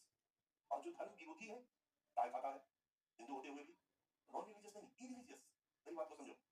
और जो धार्मिक और धार्मिक और जो धर्म विरोधी, उनके लिए हम ये शब्द यूज करते हैं। और एक होता है जो अभी धर्म को मानता है लेकिन किसी धर्म की मान्यता को अपने जीवन पर लागू नहीं करता, वो पूजा पाठ या किसी धर्म की मान्यताओं को अपने जीवन पर लागू नहीं करता है, कभी धर्म के अस्तित्व को समाहित करते हुए एक ईश्वर की परिकल्पना करता है, वो धार्मिक मान्यताओं को स्वीकार नहीं करता है, इसको नॉन रिलीजियस। और सभी नॉन रिलीजियस और यही कारण था कि वो 12% 20% पर भारी पड़ रहे थे, क्योंकि जो 20% ईसाई भी थे तो पढ़े लिखे थे, वो विरोध और आंदोलन करते हैं तो पट्टी बांध के करते हैं। और जो निरक्षर लोग आंदोलन करेंगे तो आग लगा देंगे, पूरे टायर पे चला देंगे, गाड़ी को फूक देंगे। समझ में आ रहा मेरी बात? एग्रेसिवनेस जो है इसके कारण फ्रांस में भारी पड़ रहे थे। लेकिन हाल के वर्षों में जो कहानी बनी, ये इनका भारीपन होने के कारण जो नॉन रिलीजियस लोग है वो भी अब इनका विरोधी हो गया और उनको लगने लगा वो शांति पसंद है कि भाई लोग यहाँ से लॉ एंड ऑर्डर की प्रॉब्लम बहुत ज्यादा उभर कर सामने आई है। परिणाम हुआ कि वहां पर दो सरकारें हुआ करती थी, एक जो उदार थी, जो चाहती थी सब रहे यार सब मानवता की, तो नॉन रिलीजियस का वो किसको जाएगा, उदार वाले को जाएगा। और एक जो थी वो दक्षिणपंथी जो होती थी, दक्षिणपंथी समझ में आ रहा, वो भगाने के पक्ष में है। अगर आप अभी के चुनाव की कहानी को देखोगे बच्चा, तो यूरोप के हर देश के चुनाव में दक्षिणपंथी पार्टी चुनाव जीत रही। याद रखना, दक्षिणपंथी पार्टी के चुनाव जीतने का कारण यही है, जब नॉन रिलीजियस में उनको वोट देना शुरू कर दिया और जीत रही है, तो विभिन्न तरीकों से उनको हटाने का काम। जो इमोशनल होते हैं वो तत्काल रिएक्शन देते हैं, जो निरक्षर होते हैं एक इमोशनल होते हैं, बड़ा क्लियर है। जो बहुत ज्यादा पढ़े लिखे होते हैं उनमें इमोशनल इंटेलिजेंस की क्षमता वो इसका ज्यादा हो।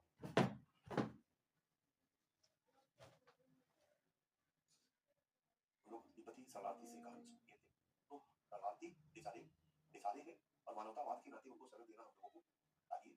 हम लोगों ने शरण दिया, लेकिन इनको शरण देना चीन को बुरा लगा। भारत चीन युद्ध हुआ और तब से हमारे संबंध खराब रहे, लेकिन चीन अपने विकास में रहा। 1980, 1990, 80 के दशक में राजीव गांधी के आने के बाद हमने चीन के साथ संबंधों को ठीक करने का प्रयास किया और 1988 में राजीव गांधी की पहली चीन यात्रा होती है, 62 के बाद प्रधानमंत्री की पहली चीन यात्रा थी। अच्छा, और इसमें निम्न मुद्दों पर चर्चा होती है। सीमा विवाद समाधान हेतु एक संयुक्त कार्य दल का निर्माण किया जाए जो भारत चीन सीमा का विवाद को सॉर्ट आउट करेगा। कॉन्फिडेंस बिल्डिंग मेजर्स सीबीएम द्वारा सीमा पर विश्वास को बहाल किया जाए ताकि एक दूसरे देश का सीमा पर भरोसा कायम हो सके। ये असली चीज है, दोनों सैनिकों का भरोसा, दोनों देश का भरोसा कि भाई उसके तरफ से कोई खतरा हमको नहीं, क्योंकि अगर भरोसा नहीं होगा खतरा काम कैसा होगा, और खतरा काम कैसा होगा तो फिर हम हथियार और सिपाही की तैनाती पर ढेर सारा ऊर्जा और खर्चा करते चले जाएंगे, हमारी मजबूरी हो। तो सीबीएम के द्वारा विश्वास बहाली का प्रयास किया जाए, दोनों देश सैन्य बल को कम करें, छोटा सीमा पर ये सारे सेना को रखना उचित नहीं है और कमांडरों की नियमित बैठक की जाए। दोनों देश के सेना के कमांडर लगातार बातचीत करते रहे ताकि किसी भी तरह के छोटे छोटे मुद्दों को सॉर्ट आउट किया जा सके, सीमा पर तनाव को रोका जा सके और सैन्य अभ्यास की पूर्व सूचना दे दी जाए कि अगर कोई सैन्य अभ्यास कर रहा है तो एक दूसरे देश की सूचना दे। एक प्रयास था, प्रयास में गाड़ी आगे बढ़ी पर थोड़ी बहुत रुकावटें भी आई, पर इस प्रयास को और मजबूती देते हैं 2013 में डॉक्टर मनमोहन सिंह। ये सब रटने वाली चीज नहीं है, डॉक्टर देगा इससे क्वेश्चन नहीं पूछा, बट आज को समझने के लिए एक बार पढ़ लीजिएगा तो पढ़ा नहीं तो पॉइंट में हमें नहीं लगता, पर मोटा मोटी अगर हम पढ़े रहेंगे तो हमारी समझ को ही विकसित करने में याद रखिएगा। डॉक्टर मनमोहन सिंह जी की चीन यात्रा होती है और इस यात्रा में एक बहुत मजबूत समझौता होता है जो समझौता आज भी कायम है। इस समझौता को हम कहते हैं बॉर्डर डिफेंस ऑपरेशन एग्रीमेंट, सीमा रक्षा सहयोग। और इस समझौते में जो प्रमुख बातें हैं जिन पर सहमति बनती है, पहला है सैन्य क्षमता का एक दूसरे पर प्रयोग नहीं करना। यही कारण है बच्चा कि हमारी सेना दोनों देश की आमने सामने आती है, बिहारी में गाली देती है, लेकिन हथियारों का प्रयोग, गलवान घाटी में लोग डंडा से मार दिए, लेकिन हथियारों का प्रयोग एक दूसरे पर नहीं करना। केवल एसी पर तनाव और सैनिकों के बीच झड़प हो अपना कोई झड़प नहीं होने दिया जाएगा, होता है तो फिर इमीडिएट बातचीत करके उसको सॉर्ट आउट किया जाएगा। सूचनाओं का आदान प्रदान करना और एक इंपॉर्टेंट बात संयुक्त सैन्य अभ्यास करना, इससे भी कॉन्फिडेंस बिल्डिंग होगी। जब एक सैन्य अभ्यास होगा तो भरोसा एक दूसरे पर रहेगा। और ये हम करते हैं ना, मिलकर जब क्रिकेट फुटबॉल करेंगे तो लड़ाई झगड़ा नहीं करेंगे। तस्करी नियंत्रण में सहयोग करना, क्योंकि तस्करी की समस्या लगातार बढ़ रही थी, तो मिलजुल करके तस्कर जो हुए उनको रोकने का प्रयास करना और फ्लैग मीटिंग जारी रखने पर हर महीने दोनों देश के कमांडर, दोनों मतलब जो वहाँ के सेना के लोकल कमांडर है, वो फ्लैग मीटिंग करेंगे ताकि बॉर्डर पे किसी भी तरह का प्रॉब्लम है तो उसको दूर किया जा सके। सितंबर 2014 अब अध्याय का अगला पाठ शुरू होता है।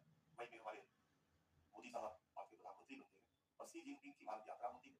और भारत यात्रा में नरेंद्र मोदी के साथ भारत चीन सीमा विवाद को आपसी बातचीत से सुलझाने और सीमा पर तनाव को कम करने पर बल दिया जाता है, सहमति बनाई जाती है। और इधर बातचीत हो रही होती है और उधर चुनाव में चीनी सैनिक का घुसपैठ हो रहा होता है।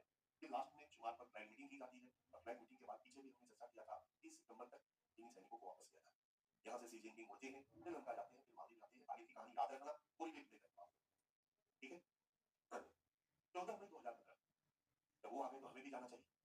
हमारे प्रधानमंत्री भी जाते हैं, फिर 2018 में भी जाते हैं, फिर 2019 में सी जिनपिंग आते हैं, राइट। 14 मई 2015 फिर नरेंद्र मोदी की चीन यात्रा और चीनी प्रधानमंत्री के साथ निम्न बातों पर सहमति। दोनों सेना के बीच वार्षिक वार्ता को प्रारंभ किया जाए। सीमा के कमांडरों के बीच नियमित वार्ता हो, निवासी वार्ता भी शुरू हो गई थी। भारत ने बंद किया था तब जब सीधे पूर्ण होने हमारे विरोध के पास जारी किया था। और सैन्य हॉटलाइन को प्रारंभ किया जाए। हॉटलाइन का मतलब है कि सीधे पूर्ण किया, डायरेक्ट किसी से बातचीत करने की डायरेक्ट मीटिंग को। 14 मई के बाद फिर 2018 के बाद 2018 में फिर से भारतीय प्रधानमंत्री की चीन यात्रा, शी जिनपिंग से मुलाकात। और हमारे प्रधानमंत्री जब जाते हैं तो उसमें चीज नया टाइप का करते हैं। नया टाइप का करने से थोड़ा अच्छा भी आ जाता है और बच्चों के लिए पीटी के लिए इंपॉर्टेंट हो जाता है। नहीं, जैसे म्यांमार गए तो उन्होंने एक नया कंसेप्ट दिया, स्मार्ट पुलिस। अब स्मार्ट पुलिस में इसका मतलब कुछ और है, एम का मतलब कुछ और है, डी का मतलब कुछ और है, समझ में आ रहा है? अब वो दिमाग में आपको पढ़ना पड़ेगा। उसी तरीके से इन्होंने यहाँ पर अपना एक पंचशील 5 पॉइंट एजेंडा, ठीक है, नेहरू जी के पंचशील सिद्धांत का अपडेट वर्जन इन्होंने लॉन्च किया। इसे घुमा के वही है समान दृष्टिकोण, भारत और चीन का दृष्टिकोण अगर समान होगा तो दोनों देशों के बीच सहयोग बना रहेगा। बेहतर संवाद, बातचीत जारी रहनी चाहिए, इसमें कहीं भी कमी नहीं रहनी चाहिए। और लगातार हम बातचीत जारी करेंगे तो बातचीत के द्वारा हर समस्या का समाधान और हर विवाद का हल किया जा सकता है।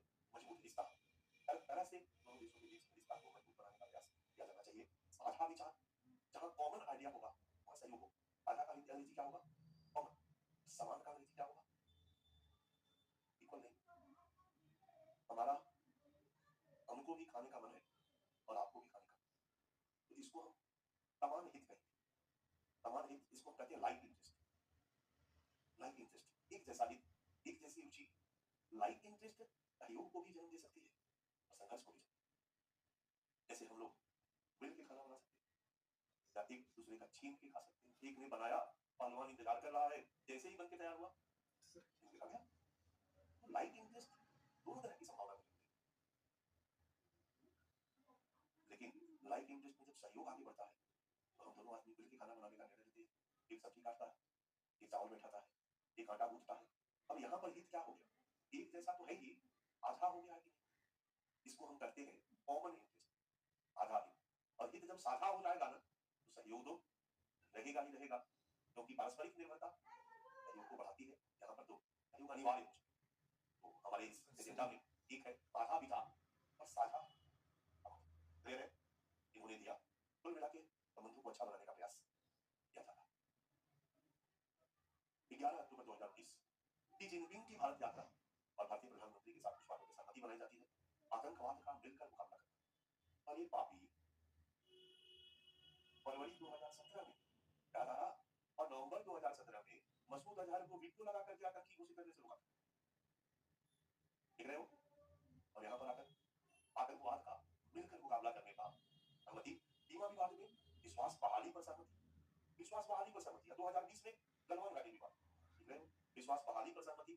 और आरसीईपी तथा व्यापार घाटा से संबंधित कुछ मुद्दों पर सहमति। आप लोग थोड़ा इकोनॉमी थोड़ा बहुत पढ़े हो। आरसीईपी का फुल फॉर्म, ये बड़ा सेंसिटिव विषय है।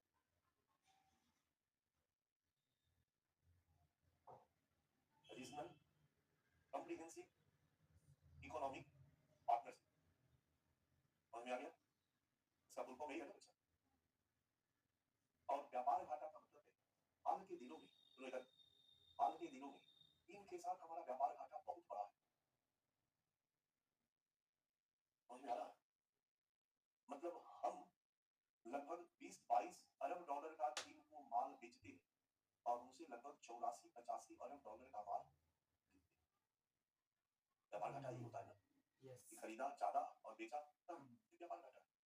अभी व्यापार घाटा लगातार बढ़ रहा है क्योंकि हम जो चीज बेचते हैं वो चीज ज्यादा नहीं खरीदता और हमारे लिए इन्हीं माल को खरीदना हमारी व्यवस्था है।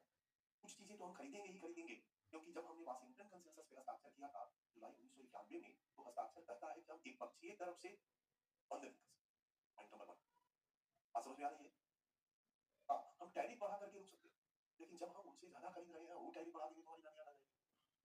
मेरी बात समझ में आ रही है। हम यद्यपि उन पर अपनी निर्भरता को कम करने का प्रयास कर रहे हैं, अच्छा, लेकिन हमने एक शुरू किया था मेक इन इंडिया, याद है? मेक इन इंडिया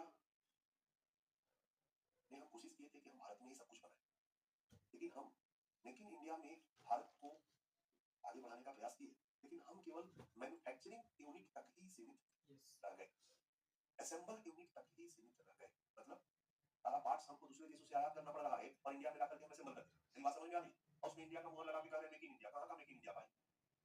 जब सारे पार्ट्स आप इंपोर्ट कर रहे हो तो मेक इन इंडिया कैसा? और साउथ कोरिया, चाइना, ये सारे छोटे छोटे पार्ट्स बनाता है। आईफोन भी इसके सारे पार्ट्स आपके यहीं से बन रहे हैं। आईफोन एक अमेरिकी ब्रांड है, लेकिन सारे पार्ट्स नहीं बनते क्योंकि उसके जितने छोटे छोटे पार्ट्स हैं और उस पार्ट्स के बिना हमारा कोई मशीन काम नहीं करेगा, तो उस पार्ट्स को इंपोर्ट करना हमारी मजबूरी है। और यही कारण होता है कि हम आयात करने के लिए विवश हैं और हम जो चीज बेचते हैं वो खरीदते हैं, लेकिन बहुत ज्यादा इसकी उनको जरूरत नहीं है और हम बहुत ज्यादा चीजों को बेचने में सक्षम नहीं है। दूसरा, उन्होंने कुछ ऐसी चीजों को भी बेचना शुरू कर दिया जो उनके घरेलू उपकरण के रूप में तैयार किए जाते हैं और उसको भी हम वाशिंगटन कंसेंसस के आधार पर रोक नहीं सकते। जैसे भारत का 80% खिलौना मार्केट चीन का कब्जा है। भारत में 80% फर्नीचर मार्केट, जहां कृतिनगर एशिया का सबसे बड़ा फर्नीचर मार्केट है, और 80% फर्नीचर मार्केट पर चीन का कब्जा है। भारत में जो मिनी बल्ब है, बल्ब होता है इलेक्ट्रॉनिक्स गुड्स या बल्ब, 80% पर चीन का कब्जा है। भारत का पटाखा उद्योग 70 से 80% पर चीन का कब्जा है। अभी तो जो हम दिवाली में दिया जलाते हैं और लक्ष्मी गणेश की पूजा करते हैं वो भी चीन से बन के आ रहा है। लेकिन छोटे छोटे चीजों को उत्पादन करने और बाजार में घुसने में चीन काफी आगे रहा है और वहां की सरकार उनको कुछ इस तरीके से मैनेज करती है। लंबा चौड़ा विषय है कि चीन हमको बहुत ज्यादा चीज बेच देता है, इस कारण से व्यापार घाटा हमारा ज्यादा रहा है। तो हमने मैनेज किया कि चीन भाई थोड़ा व्यापार घाटा वाले पर विचार करो, ठीक है? तो चीन ने कहा कि ठीक है भाई, हम विचार करेंगे। तो इस पर कुछ सहमति बनी थी। हालांकि इसका कोई ठोस कंक्लूजन निकल कर नहीं आया क्योंकि लास्ट ईयर 84.2 अरब डॉलर का व्यापार घाटा था। मतलब हमने ये किया। समझ में आ रहा मेरी बात?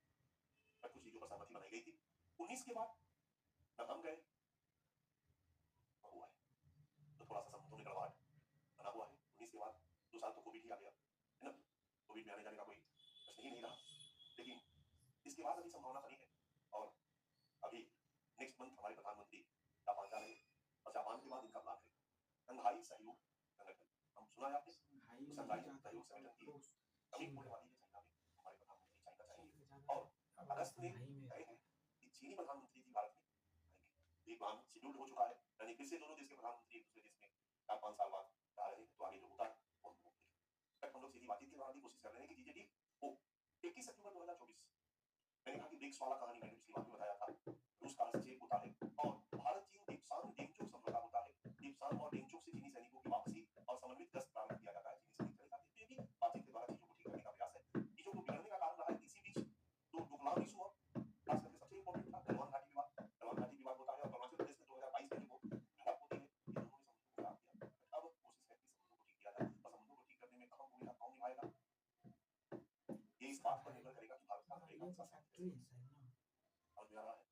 अगर अमेरिका के साथ समुद्र में गड़बड़ी आएगी, भारत रूस और चीन के साथ अपने समुद्र को ठीक करने का प्रयास नहीं करना चाहिए। 49.5% पॉपुलेशन आज ब्रिक्स में शामिल है। 49.5%, लगभग 50% पॉपुलेशन ब्रिक्स में शामिल है।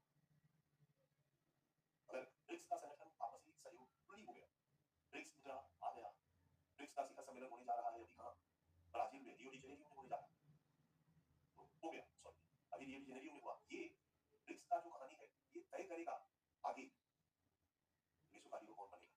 और अगर समीकरण बन गया चीन के साथ, भारत का, रूस का, बाकी ब्राजील वगैरह है ही। यही कारण है कि अमेरिका सीधे भारत को डिनाई नहीं कर रहा। ऐसा नहीं है कि अमेरिका लव इंडिया, ऐसा कुछ नहीं है, वो किसी का नहीं है, का बच्चा। बट अमेरिका के लिए भारत एक बहुत बड़ा बाजार है, पहला पॉइंट, इस बाजार को छोड़ना नहीं चाहेगा। और अमेरिका के लिए रूस और चाइना को न्यूट्रलाइज करने के लिए भारत को साथ रखना जरूरी है, क्योंकि अगर भारत को साथ नहीं रखेगा तो फिर चीजें गड़बड़ होगी। और भारत तो है ही, लेकिन पाकिस्तान को भी ये छोड़ना नहीं चाहता है, क्योंकि पाकिस्तान वो प्रेमी है जो लंबे समय से बात रहा है। समझ में आ रहा है मेरी बात?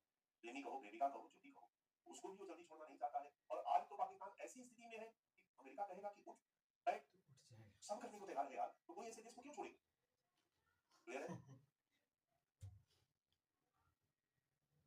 अन्य कूटनीतिक प्रयास, सीधी बातचीत, समझौते, आगे जो होगा आप देख करके जाइएगा। मैं कोशिश करता हूँ कि करंट अफेयर्स वहां तक ला करके छोड़ूं जहां से आपको अखबार पढ़ते ही याद आ जाए, और अखबार पढ़ते ही आपको याद आ जाए, और यहाँ से अपडेट करना है आपके दिमाग में अपने आप अपडेशन होता है। अन्य कूटनीतिक प्रयास में हमारा सबसे बढ़िया चीन को न्यूट्रलाइज करने का क्या प्रयास है? अमेरिका से निकटता में, यानी अमेरिका से हमारी निकटता बढ़ेगी तो चीन को हम न्यूट्रलाइज करने में सक्षम रहेंगे। 2002 में सैन्य सूचना समझौते की सामान्य सुरक्षा, भारत और संयुक्त राज्य अमेरिका के बीच सैन्य खुफिया जानकारी साझा करने की प्रक्रिया सार्थक होता है।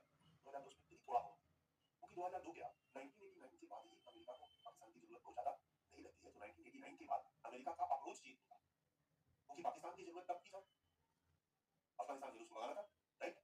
रूस विखंडित हो गया, शीत युद्ध खत्म हो गया, तो पाकिस्तान की जरूरत ही नहीं महसूस होने दिया, 10-12 साल ऐसे ही चला गया। लेकिन फिर उसको लगने लगा 2008-9-10 के बाद चीन जितना कामुक तरीके से हिंद महासागर में अपने वर्चस्व को बढ़ाने का प्रयास किया, अमेरिका को डर हुआ कि चीन आगे बढ़ा, क्योंकि अभी तक एकमात्र राजा हम ही थे हिंद महासागर में, हमारे यहाँ भी, और उसकी उसी की चलती थी। ये चीन, और खास करके चीन ने जो BRI लॉन्च किया, बेल्ट एंड रोड इनिशिएटिव, इसने अमेरिका को सतर्क किया। अब ऐसे कंडीशन में अमेरिका के लिए सुप्रीम कोर्ट का पाकिस्तान या इंडिया, क्योंकि इंडिया और चीन को ही काउंटर कराया जा सकता था, पाकिस्तान का चीन से कभी काउंटर नहीं होगा, इसलिए इंडिया के साथ आने का उसने निर्णय लिया। हम उदासीनता दिखाई, हमको भी बहुत ज्यादा मोहब्बत नहीं था, लेकिन जब हमारी स्थिति पाकिस्तान से गड़बड़ाई और पाकिस्तान चीन एक दूसरे के साथ आए, क्योंकि चीन के साथ हमारे संबंध खराब होते नहीं, लेकिन पाकिस्तान चीन जब एक साथ आ गए तब हमारे लिए जरूरत महसूस हुई कि हम अमेरिका के साथ अपनी स्थिति को और मजबूत करने का प्रयास करें। और 2016 से हमने अपनी स्ट्रेटेजी चेंज की। 15 अगस्त 2016 को भारत ने पाकिस्तान के संदर्भ में अपनी विदेश नीति को बदला, पीछे बहुत सारी कहानी देख चुके हैं, अभी भारत नीति से होता है। 30 अगस्त 2016 लेमुआ, अमेरिका के साथ हम लेमुआ संधि पर हस्ताक्षर करते हैं, logistic exchange memorandum of agreement पर हस्ताक्षर करते हैं।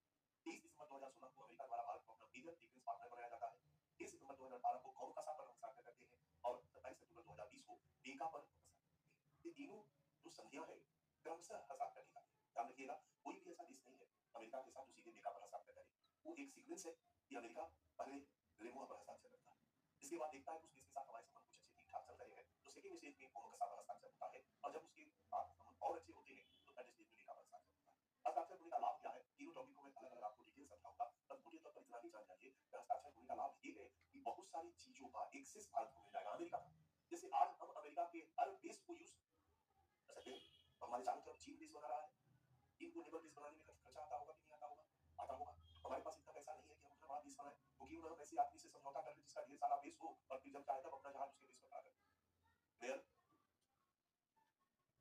समझ में आ रहा मेरी बात? इसके बाद टेक्नोलॉजी का हस्तांतरण इससे पॉसिबल हुआ। आज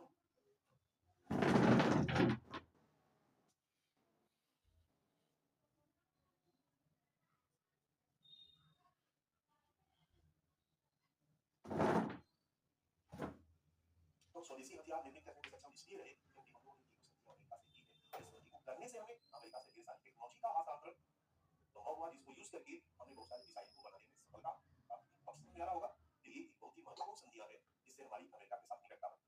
ये संधियां इतनी मजबूत और चिपकी हुई है कि बीच बीच में जुड़ाव भी होगा तो निकटता खत्म होने वाली नहीं। क्लियर है? ये भी चीन को न्यूट्रलाइज करने का एक तरीका है, यानी बिल्कुल तरीका है। जनवरी 2023 में अंत में भारत की राष्ट्रीय सुरक्षा सलाहकार अजीत डोभाल और अमेरिका के राष्ट्रीय सुरक्षा सलाहकार सुल्लिवन ने क्रिटिकल और इमर्जिंग टेक्नोलॉजी इनिशिएटिव, नाम होता है initiative of critical and emerging technology, पर अमेरिका भारत की पहल को आधिकारिक तौर पर शुरू किया गया। इससे भी हमको बहुत सारी टेक्नोलॉजी अमेरिका से प्राप्त, खास करके AI के क्षेत्र में अमेरिका हमें हर तरह का सपोर्ट करेगा, ये तय इस संधि के द्वारा होगा, कोई शक। और आने वाला समय आर्टिफिशियल इंटेलिजेंस आएगा, अच्छे से इसको यूटिलाइज किया जाएगा, और ये हमें अमेरिका से मिलेगा। इसके बाद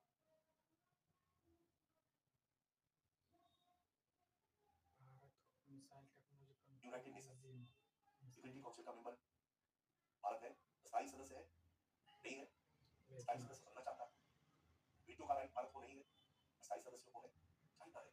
तो चाइना यहाँ लीड